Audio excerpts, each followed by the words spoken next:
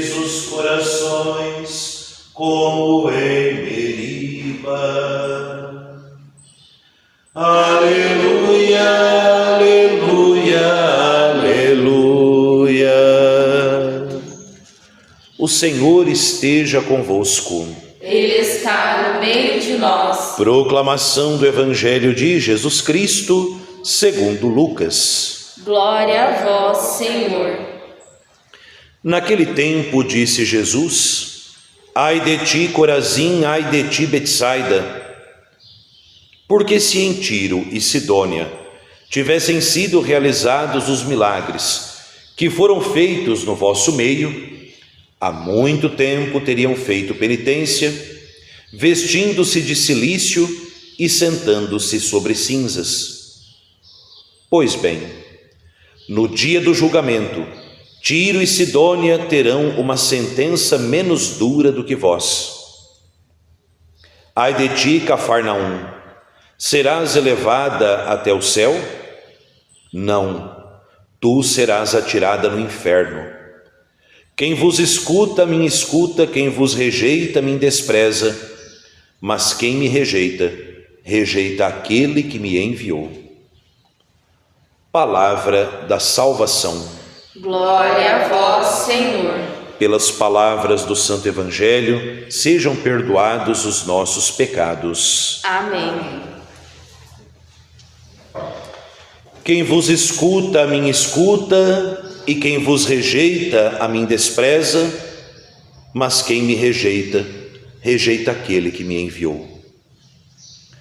Amados irmãos e irmãs que celebram conosco através da Rádio Liberdade FM, você que medita conosco a Palavra de Deus através do nosso canal no YouTube, vocês todos aqui presentes na capela da Casa de Nazaré, nossa paróquia aqui de Santa Luzia, em Havaiandava, vive hoje esse segundo dia da novena em preparação à solenidade de Nossa Senhora Aparecida e hoje, primeira sexta-feira do mês, a mãe aponta o coração do filho, porque no coração do filho nós encontramos vida e esperança.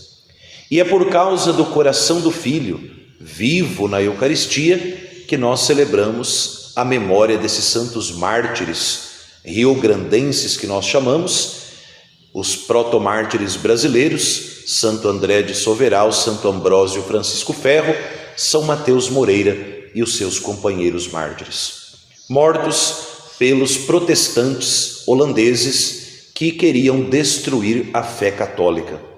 E uma curiosidade, são santos que eu agora os chamo de também santos meio carmelitas, porque o dia de um dos martírios foi durante a missa que celebravam no dia 16 de julho, ou seja, foram trucidados vivos na Eucaristia, na festa de Nossa Senhora do Carmo, a mãe que vela pelos filhos e os guarda todos debaixo do seu escapulário, sobretudo no caminho do céu.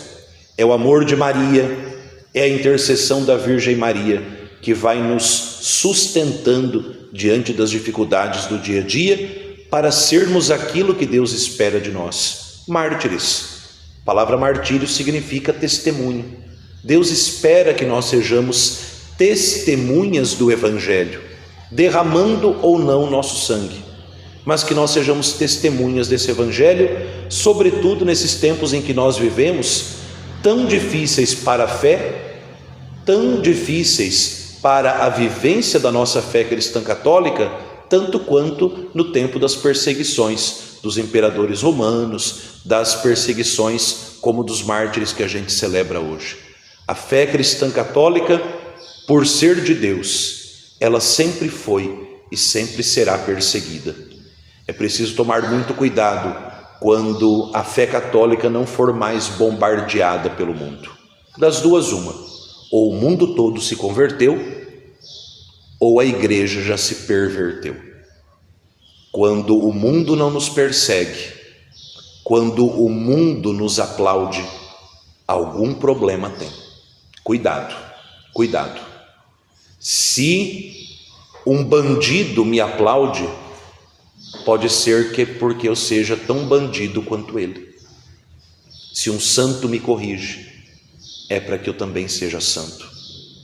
A fé cristã, desde os seus inícios, sempre foi marcada pela perseguição, porque é claro, diz São João no seu evangelho, lá no prólogo, né? A luz veio para esse mundo, mas as trevas não aceitaram.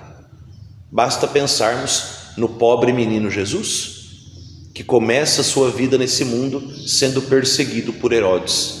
Daquele dia em diante, da perseguição de Herodes contra o menino Jesus, até hoje, a espada e a perseguição nunca mais se separaram da igreja. É um fato. A igreja é o corpo de Cristo. O destino da cabeça é também o destino dos membros. E por isso, as páginas da história da igreja são escritas também com tinta vermelha de sangue. O sangue dos mártires derramado nesta terra, não por causa de uma ideologia, não por causa de uma filosofia, não por causa de um sistema político, mas por causa da fé. Santo Agostinho já põe essa regra: o que faz um mártir não é a forma como ele morre, é a causa pela qual ele morre. E quem morre por causa de Cristo, quem morre dando bom testemunho de Cristo, então recebe de Cristo a palma, a coroa do martírio. E vejam, Jesus hoje no Evangelho, ele já nos faz um alerta disso. Ele diz: ai de ti, Corazim, ai de ti, Betsaida, ai de ti, Cafarnaum. Qual foi o problema dessas cidades? O mesmíssimo problema dos protestantes, sobretudo com o começo dos protestantes ali, com Martinho Lutero, Calvino, Zwinglio e toda essa leva de 1500 para cá, onde vão se multiplicando aqui e acolá lugares que vão falando de Jesus, mas não foram capazes de ter a humildade de acolher o que é do próprio Cristo. O que fez Martinho Lutero? Martinho Lutero fundou um segmento que é cristão, mas baniu o sacerdócio. E ao banir o sacerdócio, baniu tudo aquilo que vem pelo ministério sacerdotal. A Eucaristia, a confissão. Ou seja, ao banir o sacerdócio, baniram os instrumentos que o Salvador deu para chegarmos ao céu. O que são os protestantes hoje? São nossos irmãos, são cristãos, professam a fé em Cristo, mas ficaram privados dos meios necessários para a salvação ordinária. Eu sei que hoje a homilia parece mais uma aula de catequese, mas é bom a gente saber disso. Por quê? Porque na via ordinária da salvação, somente a Igreja Católica tem poder de salvar. Pela via ordinária, ou seja, palavra completa sem ser adulterada, os 7 sacramentos, a hierarquia fundada por Cristo, na Igreja Católica, nós temos todos os meios necessários para a salvação. Padre, o senhor está dizendo que só os católicos salvam? Não sei. Deus pode salvar quem Ele quiser.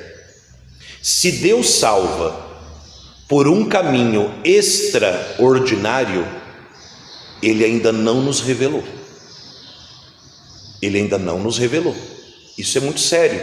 Hoje se discute muito qual que é a igreja boa que eu me sinto bem. Não, eu preciso me perguntar qual é a igreja onde eu tenho certeza que eu posso me salvar. Quando eu procuro um médico, eu não posso procurar um médico que me agrada. Eu preciso do médico que me ofereça cura. Quando eu procuro um professor, eu não posso querer um professor que me agrade. Eu preciso procurar um professor que me eduque, que me ensine. Ah, mas é meu amigo, mas não sabe ensinar. Vai continuar sendo meu amigo. Então, pela via ordinária, a salvação está na Igreja Católica. Isso é um fato. Espernie, dexilique, ou como eu disse essa semana do Sonrisal, né? Chia à vontade. Morre afogado. na via ordinária. Extraordinariamente, fora desse caminho ordinário, Deus pode salvar quem Ele quiser, a salvação é de Deus, mas nós não sabemos que caminho é esse. Por isso que a gente espera chegar no céu e encontrar tanta gente que, sendo boas pessoas, não estão dentro da comunhão da igreja, mas que a gente implora também a misericórdia de Deus e a conversão por elas. Essas cidades, Corazim, Betsaida, Cafarnaum, tinham Cristo e os apóstolos. Olha, Cristo e os apóstolos, ou seja, Jesus e os bispos, é a igreja inteira. E essas cidades rejeitaram Cristo e os apóstolos. E Jesus dirá no final: você, Cafarnaum, você acha que você vai ser levado até o céu? O bondoso, o misericordioso, o amável Jesus diz: não, você irá para o inferno. Às vezes, o remédio amargo é aquele que cura. Jesus fala com tanta severidade, recoberta de tanto amor, porque o que Ele quer não é agradar o ouvido, o que Ele quer é a nossa salvação. E que bom ouvirmos essas chamadas de atenção enquanto há respiro no nosso corpo, porque há tempo de conversão. E essa chamada de viver unidos à fé da igreja, Jesus diz, versículo 16 do Evangelho de hoje, grifem isso, escrevam, manda pichar no muro da sua casa, porque Jesus diz isso aos apóstolos: quem vos escuta, a mim escuta, quem vos rejeita, a mim rejeita. Querer viver uma fé fora da sucessão dos apóstolos é um risco muito grande que eu, enquanto há sanidade na minha cabeça, não quero correr esse risco. Porque que eu saiba, alma nós só temos uma, vida nós só temos essa, segunda chance não haverá. Se você está num tiro ao alvo, você tem um revolvinho com uma balinha só, você vai arriscar atirar para a direita ou para a esquerda, ou você vai mirar no centro? Ora, será que em tal lugar eu consigo a salvação? Será que ali também eu consigo? Querida, querido, use o bom senso que é dom de Deus. Não troque o certo pelo duvidoso. Não troque o certo pelo duvidoso, porque vocês podem pegar todos esses novos pastores, pregadores que existem por aí. Nenhum deles viveu há 2000 anos para receber de Jesus essa promessa. Quem recebeu foram os 12 apóstolos. E recebem essa mesma sentença, recebem essa mesma promessa aqueles que participam do ministério apostólico, os bispos. Por isso a obediência ao Papa, a obediência ao nosso bispo. Eu quero viver a fé católica do meu jeito. Isso é o escorregadouro para a boca do inferno. Você não tem o direito de viver a fé católica do seu jeito, porque você que ouve da voz da igreja algo, mas na sua vida vive de outro, você vive em cisma. A igreja falou uma coisa, eu faço outra. Porque a minha opinião, querida, em certos assuntos, você não tem opinião própria. Você não tem. Alguém te pergunta, o que você acha sobre o aborto? Então, né? A igreja diz uma coisa, eu acho outra. Você é uma desgraça. Porque você, batizado, tem obrigação de responder conforme aquilo que você é. Não existe a opinião da igreja e a minha, porque pelo batismo eu pertenço à igreja. Então, naquilo que é doutrina, que é fé, que é moral, a voz da igreja é a minha igreja. Padre, o que o senhor pensa? Lê o catecismo. Eu penso que está ali. Mas isso não agrada. Os mártires de hoje morreram porque não quiseram agradar os protestantes calvinistas. E por isso são santos. Porque preferiram agradar a Deus e não aos homens, mesmo diante da espada.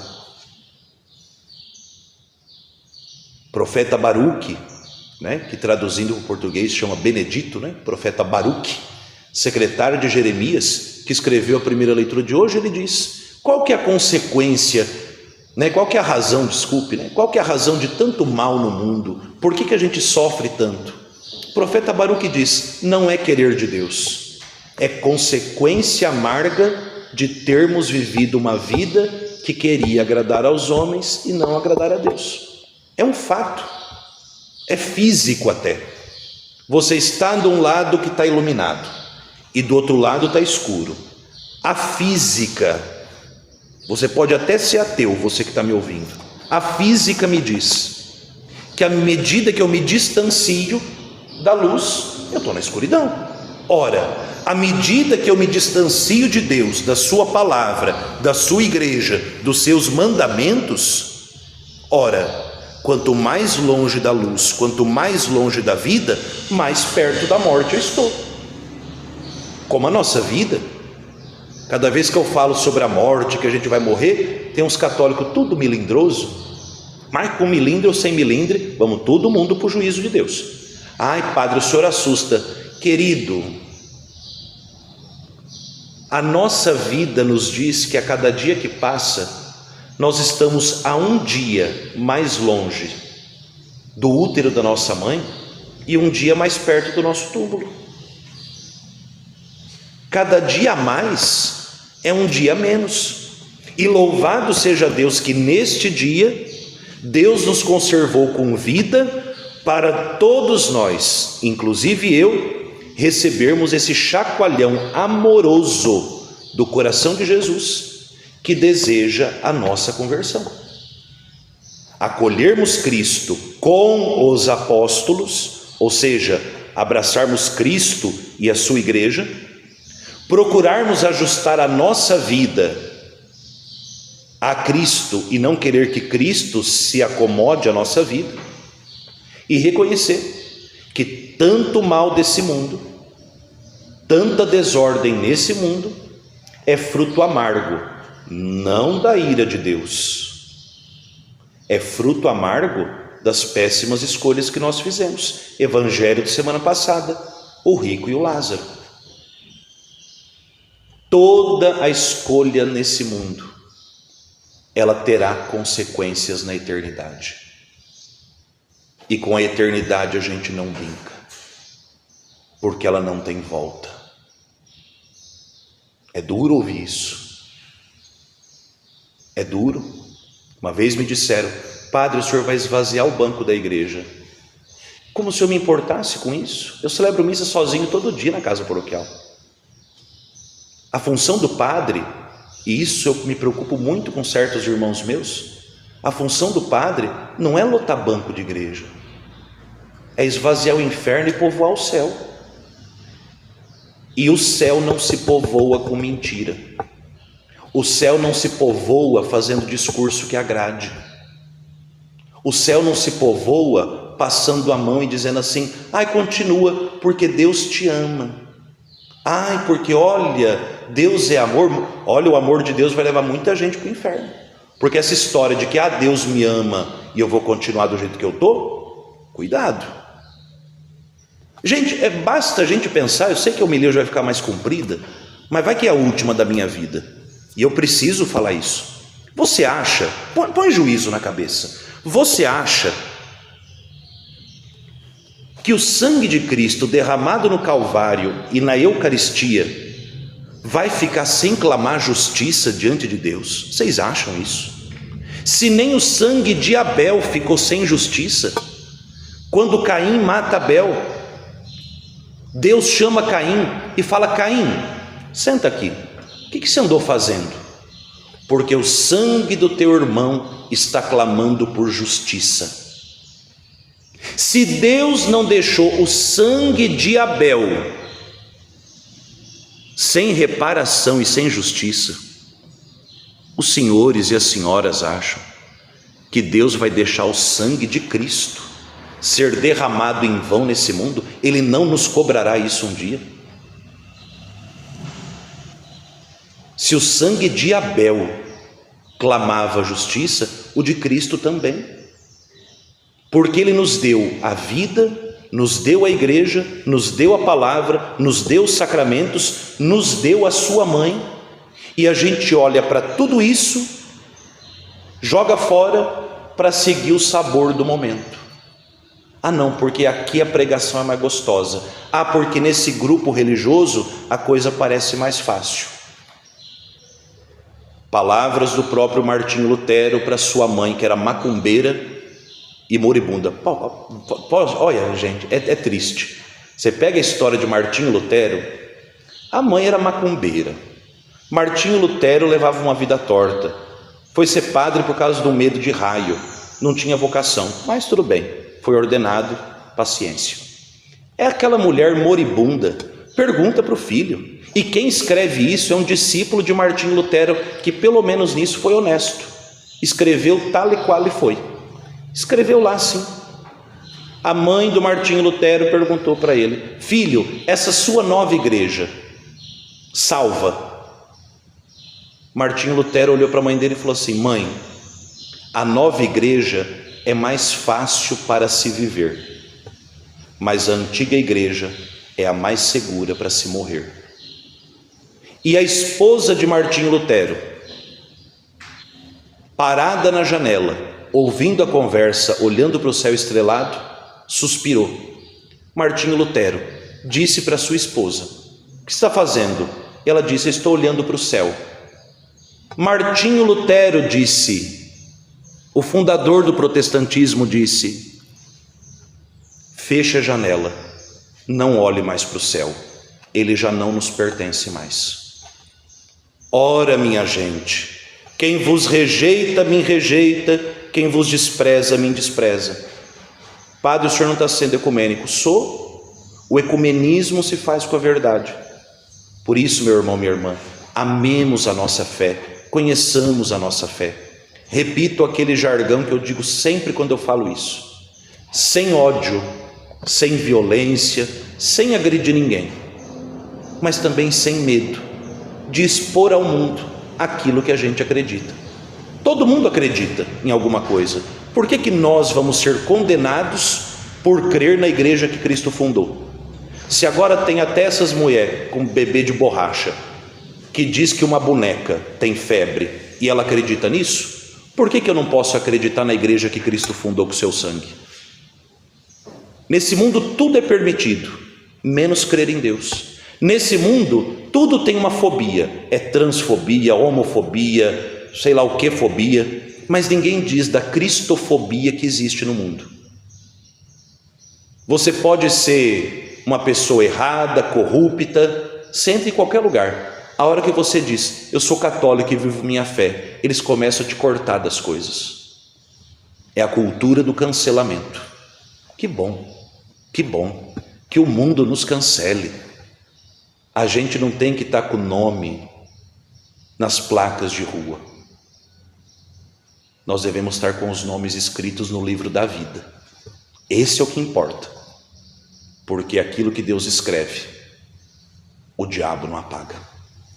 Que Nossa Senhora, a Virgem Mãe de Aparecida, juntamente com os santos protomártires do Brasil, intercedam pela nossa conversão, para que nós possamos ser católicos de verdade, sem ódio, sem extremismo, sem violência, mas também sem medo de dizer ao mundo, com toda clareza, a verdade que cremos, a fé que recebemos, a fé que nós devemos testemunhar no dia a dia da nossa vida. Jesus manso e humilde de coração, fazei o nosso coração semelhante ao vosso.